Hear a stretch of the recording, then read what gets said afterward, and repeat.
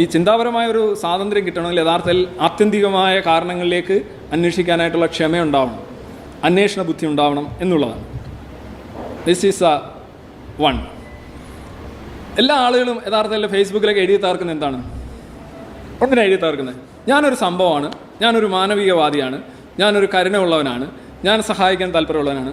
ഇതുമല്ല, അവനല്ല, ഇവനല്ല, മറ്റവനല്ല, ഞാൻ ഒരു സംഭവം. നമ്മളെപ്പോഴും എഴുതുന്നത് എങ്ങനെയല്ലേ? അഴിമതിയെക്കുറിച്ചൊക്കെ നമ്മൾ പറയുന്നത് എന്തുകൊണ്ടാണ്? എന്ത് അഴിമതിയാണ് അവിടെ എന്ന് പറഞ്ഞാൽ ഞാൻ അഴിമതിക്കാരനല്ല, പക്ഷെ അവർ അഴിമതിക്കാരാണ്. മറ്റുള്ളവരെ ഒന്ന് താഴ്ത്തുമ്പോൾ നമ്മളെന്ത് സംഭവിക്കും? നമ്മളൊന്ന് ഉയരത്തില്ലേ? നമ്മൾ യഥാർത്ഥത്തിൽ ഉയർന്നിട്ടില്ലേ? മറ്റുള്ളവരൊന്ന് താഴുമ്പോൾ നമ്മൾ റിലേറ്റീവാണ്.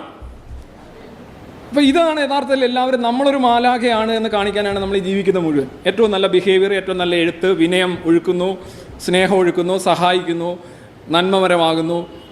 ഇതെല്ലാം നമ്മൾ ചെയ്യുന്ന എന്തിനാണ്? നമ്മളൊരു സംഭവമാണ്, നമ്മൾ കുറേ കൂടെ നല്ല ആളാണ് എന്ന് തെളിയിക്കണം. ഇങ്ങനെ തെളിയിക്കാൻ പലപ്പോഴും ഈ ഐഡിയോളജിക്കലായിട്ടൊക്കെ നോക്കുമ്പോൾ ആളുകൾ ചില തെറ്റായ കാരണങ്ങൾ, ഉദാഹരണമായിട്ട് ഇതിനകത്ത് ഒ രാജഗോപാലിൻ്റെ, നമ്മുടെ BJPയുടെ MLA ആയിട്ടുള്ള ഒ രാജഗോപാലിൻ്റെ ഒരു ഫേസ്ബുക്ക് പോസ്റ്റാണ്.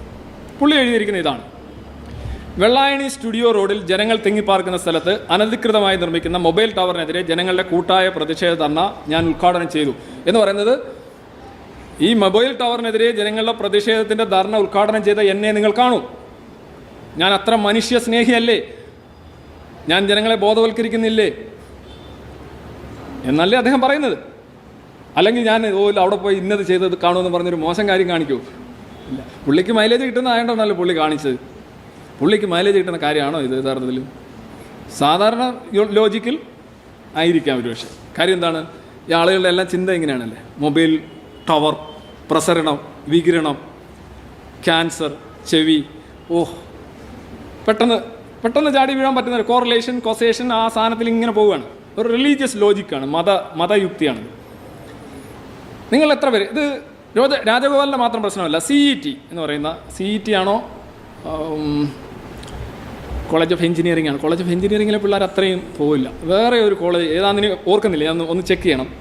കഴിഞ്ഞ വർഷം അവിടുത്തെ ഒരു വിദ്യാർത്ഥി യൂണിയൻ തൊട്ടടുത്തുള്ള മൊബൈൽ ടവർ വരുന്നതിനെതിരെ സമരം തുടങ്ങി.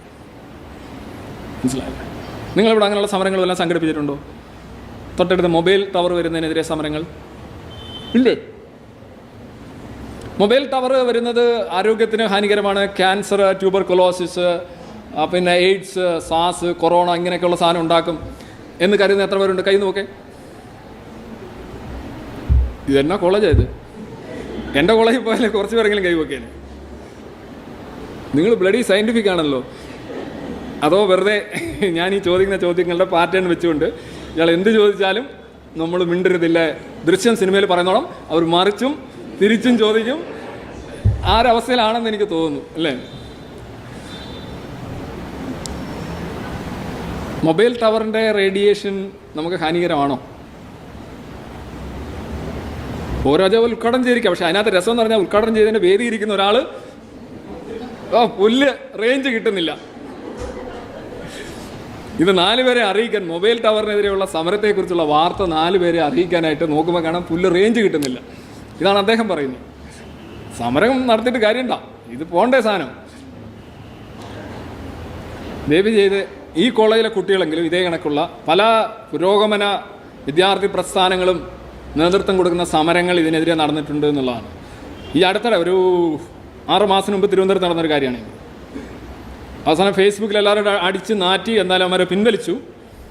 പക്ഷേ എന്നാലും നമ്മളെ വിദ്യാർത്ഥികളെന്ന് പറഞ്ഞാൽ എഞ്ചിനീയറിംഗ് കോളേജ് അല്ലെങ്കിൽ അതേപോലെയൊക്കെയുള്ള കോളേജിലെ വിദ്യാർത്ഥികൾക്ക് പോലും ഇതിനെക്കുറിച്ചൊരു പ്രാഥമികമായ ധാരണ പോലും ഇല്ല എന്നുള്ളത്. കാരണം അവർ ഈ ഒരു രീതിയിലാണ് ചിന്തിക്കുന്നത്. They are just seeing mobile tower, വികിരണം, റേഡിയേഷൻ. കറക്റ്റ് അല്ലേ? പ്രശ്നമില്ലേ? ഒന്ന് പേടിയൊന്ന് ചെറുതായിട്ടൊന്ന് പേടിപ്പെടുത്തി. ഒരു ഫിയർ മോങ്കറിങ്ങിൻ്റെ ആദ്യത്തെ സ്റ്റെപ്പ് വെച്ച് കഴിഞ്ഞാൽ തന്നെ പൂർണ്ണമായും വീണു പോകുന്നൊരു സാധനം. മൊബൈൽ ടവറിൽ നിന്ന് വരുന്ന റേഡിയേഷൻ നോൺ അയണൈസിങ് ആയിട്ടുള്ള റേഡിയേഷൻ. എന്താണ് non ionizing? Non ionizing radiation ഞാൻ പറഞ്ഞല്ലോ, ഫ്രീക്വൻസി. ഇപ്പോൾ ഉദാഹരണമായിട്ട് വെള്ളം എടുത്ത് വെച്ച് നിങ്ങളുടെ കയ്യിൽ വെച്ച് ഇങ്ങനെ ഒന്ന് തേച്ച് കഴിഞ്ഞാൽ നല്ല നനവായിരിക്കും. പക്ഷേ വെള്ളത്തിൻ്റെ സൂചിയുണ്ട്, അതായത് വളരെ ശക്തമായ മർദ്ദത്തിൽ വെള്ളം ഇങ്ങനെ ഗ്ലാസ് പോലും പെനിട്രേറ്റ് ചെയ്യാൻ കഴിയുന്ന രീതിയിലുള്ള മുറിക്കാൻ കഴിയുന്നുള്ള വെള്ളത്തിൻ്റെ നന്നായി ചീറ്റുന്ന സാധനമാണ്. അത് വെള്ളം തന്നെയാണ്, പക്ഷേ അതിൻ്റെ ഫ്രീക്വൻസിയും അതിൻ്റെ തീവ്രതയും വേഗതയും വ്യത്യസ്തമായതുകൊണ്ട് അതുണ്ടാക്കുന്ന ഊർജം കാരണം അത് മുറിഞ്ഞു പോകുന്നു, തുളഞ്ഞു പോകുന്നു. അല്ലാതെ വെള്ളം മുറിപ്പെടുത്തുമോ? കവിതയൊക്കെ എഴുതാം, വെള്ളം കൊണ്ടുണ്ടാകുന്ന മുറിവുകൾ എന്നൊക്കെ ഞങ്ങളുടെ ഇംഗ്ലീഷ് സാഹിത്യത്തിലും മലയാള സാഹിത്യത്തിലൊക്കെ കവിത എഴുതാം. പക്ഷേ വെള്ളം മുറിക്കാൻ കഴിയുന്ന ഒന്ന് തന്നെയാണ്. എങ്ങനെ? അതിൻ്റെ ചലനവേഗത നമ്മൾ വേണ്ട രീതിയിൽ ക്രമപ്പെടുത്തുകയാണെങ്കിൽ വെള്ളം വെച്ച് മുറിച്ച് തുളച്ച് പൊട്ടിച്ച് കളയും പറ്റുമല്ലോ.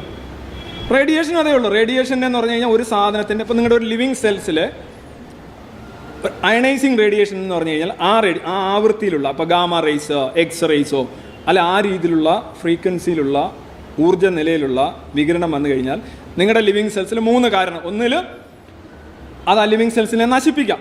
പലപ്പോഴും സെൽസിനെ നശിപ്പിക്കാമല്ലോ, റേഡിയേഷൻ വഴി കരിച്ച് കളയുക എന്നൊക്കെ പറയില്ലേ.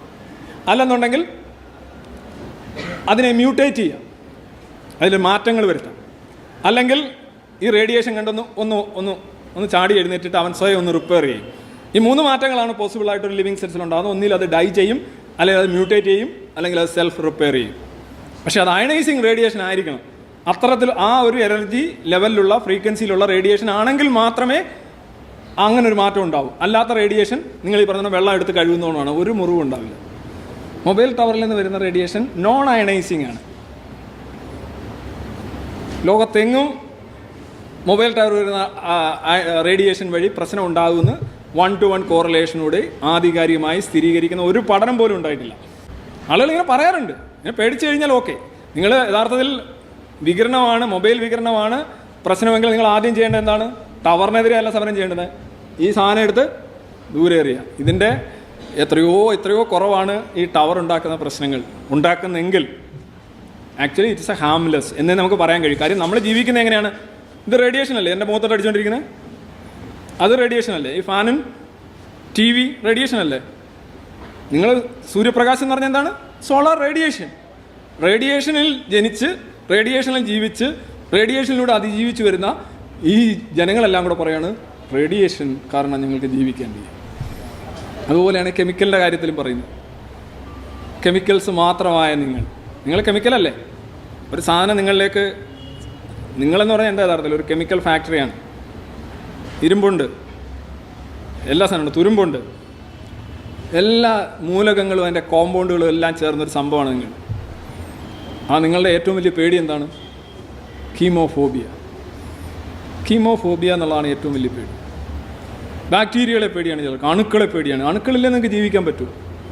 ചില ആൾക്കാർ പറയും ഒരു വിളക്ക് കത്തിച്ചു കഴിഞ്ഞാൽ ആ മുറിയിൽ അണുക്കളെല്ലാം നശിച്ചു പോകും. ഈ അണുക്കൾ നശിച്ചു പോയി കഴിഞ്ഞാൽ നമുക്ക് ജീവിക്കാൻ പറ്റില്ല.